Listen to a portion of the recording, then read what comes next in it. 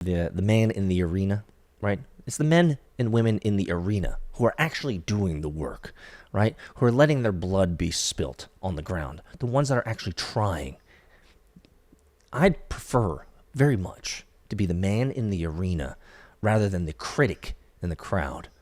At least I tried it. At least I did it. And with your help, my friends, I think we'll be able to succeed.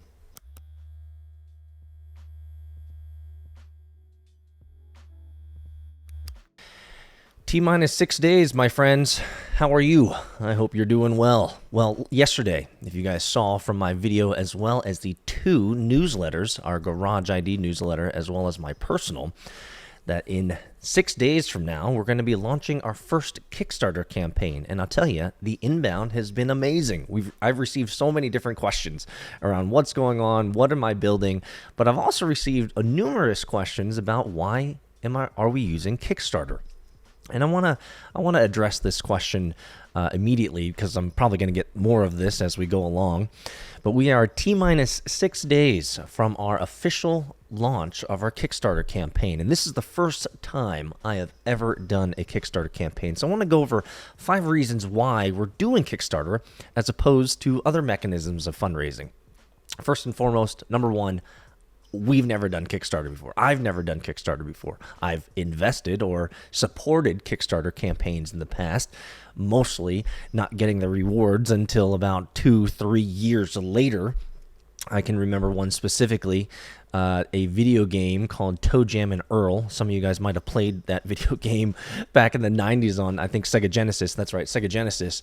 I supported that Kickstarter campaign, and it took them like 3.5 years to actually deliver, and I got my reward. And I never ended up playing the daggone game. But anyway, I've never done a Kickstarter campaign myself. And so this is one of those new experiences. And there's a lot of opportunity here to figure out, hey, how do you launch a successful Kickstarter campaign? How do you do one well? Now, I think there's a lot of best practices out there, and certainly from the consult that we've received from several marketing firms and marketing companies that we've worked with or I've talked with about this, we're doing everything right, from lots of media, lots of infographics, great rewards and great tiers. And so I feel really hopeful for our Kickstarter campaign, and we're only shooting for $250,000 as our goal. So I truly feel that we can knock that out of the park and do it exceptionally well.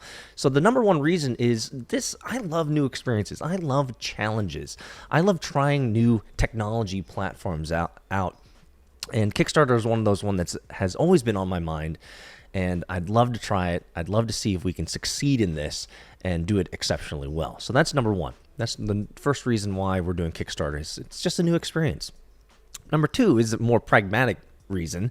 My venture fund is tapped out. So we've deployed all of our $16 million of capital last year and early this year into investments. And frankly, my venture fund itself has been tapped out. And frankly, when it comes to the market dynamics and the current market sentiment, as well as, let's just say, the overall meta of the market, it's not a great time to be raising venture funds for startups. Now, I believe that the startup that we're building is exceptional. I think there's a great value proposition.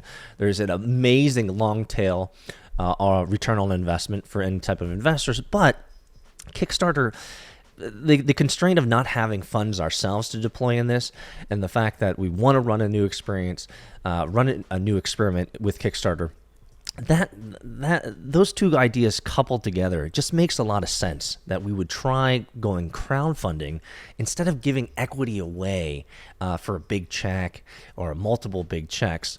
I think this is a passion project for us as the founders who've helped me build this.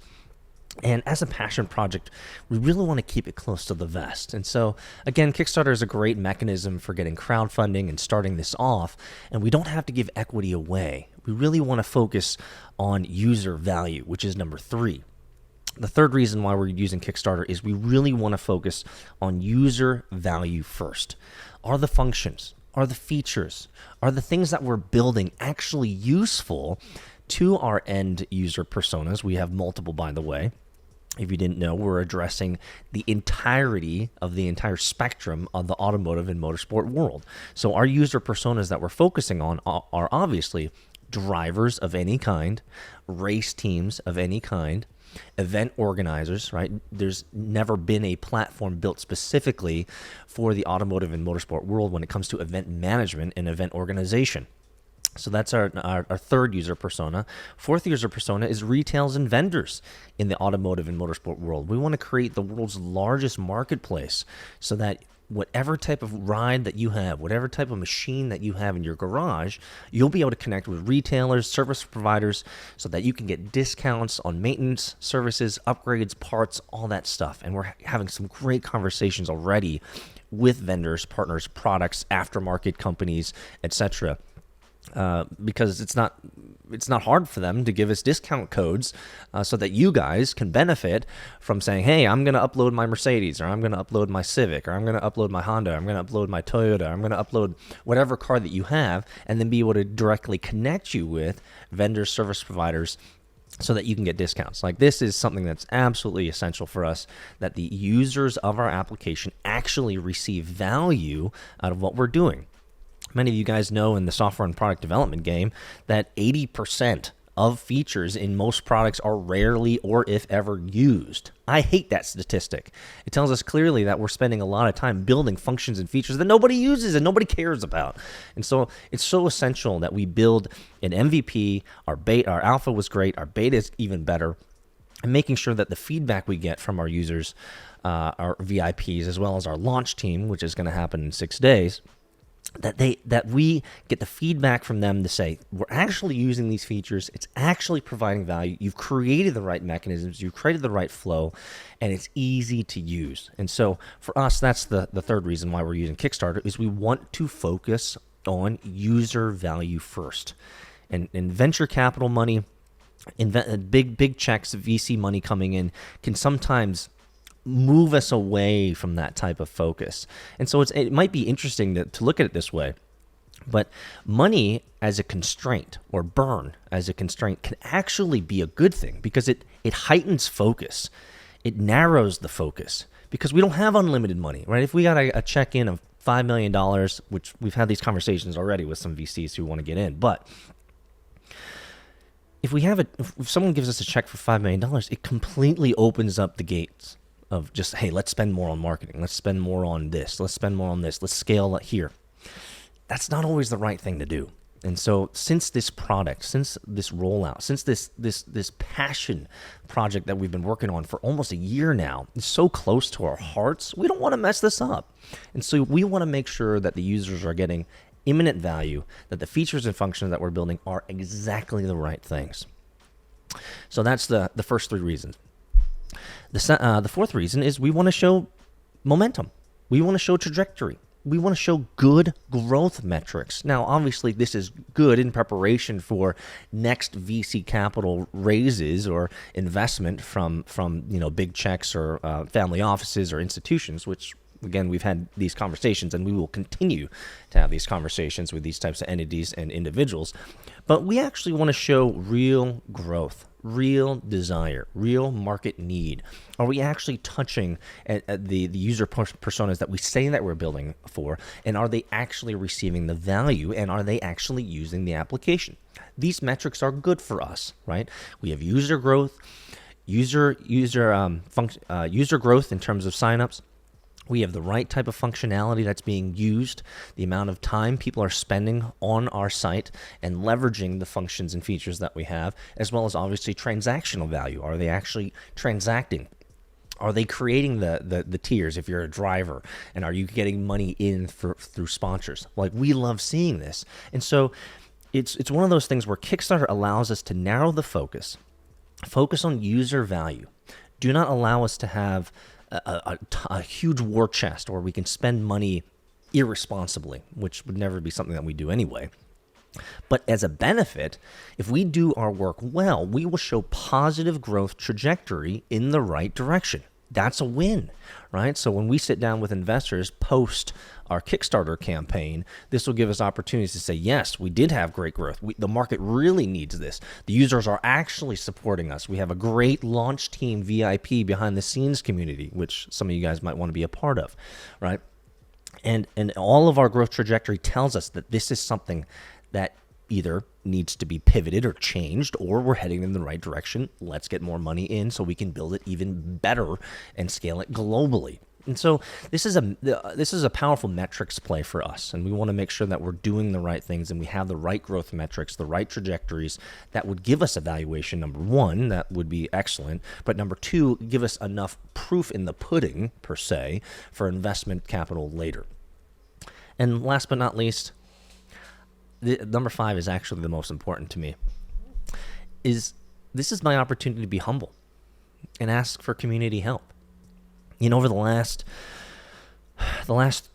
3 startups, the last 3 startups that I've focused on and built since, let's say, 2017. So I've had 3 exits, 3 early equity buyouts, the last companies. And I've grown those companies through online means, social media, marketing, etc., the usual fare.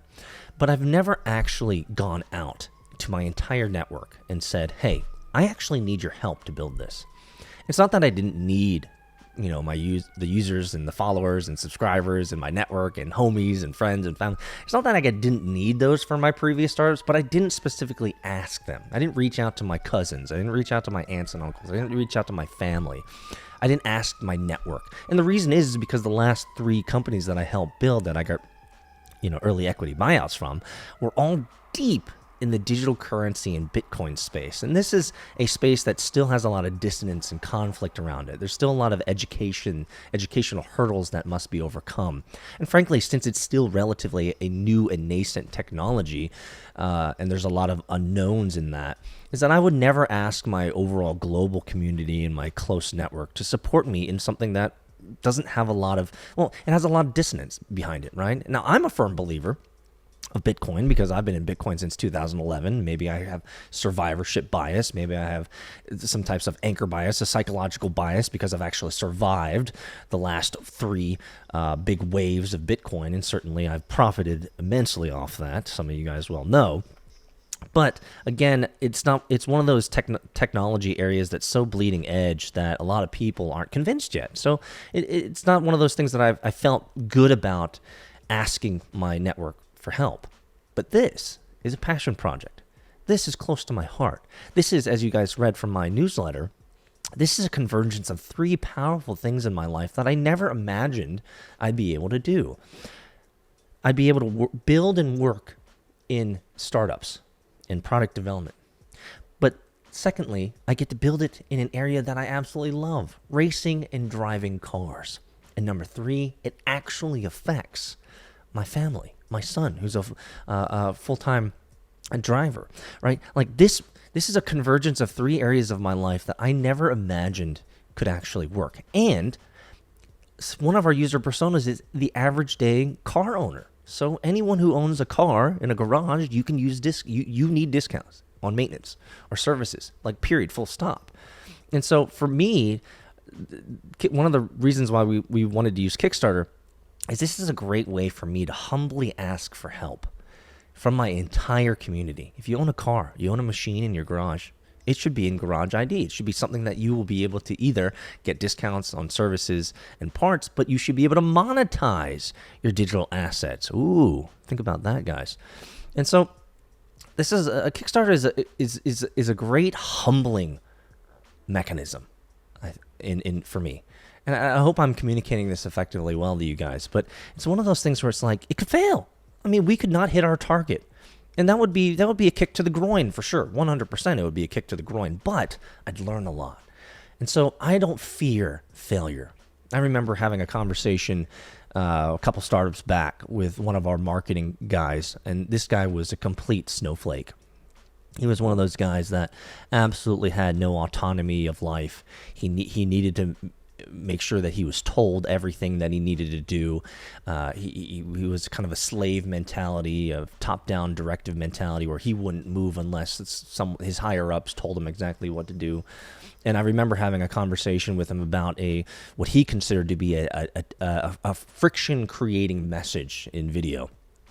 And I remember sitting down with him. He lives up in New York, and I told him, I said, I'm not afraid like you are. I mean, it can be pretty terse conversation, but I told him, I said, I am not afraid like you are of the ramifications of our efforts. I'm not afraid of trying new things. I'm not afraid like you are of failing, because we must try. Who else is going to try? And so it does not bother me. It does not give me any anxiety that our Kickstarter campaign could fail. We're going to learn a lot. I'm going to learn a lot. And at the end of this, I'll be able to say that I've done it.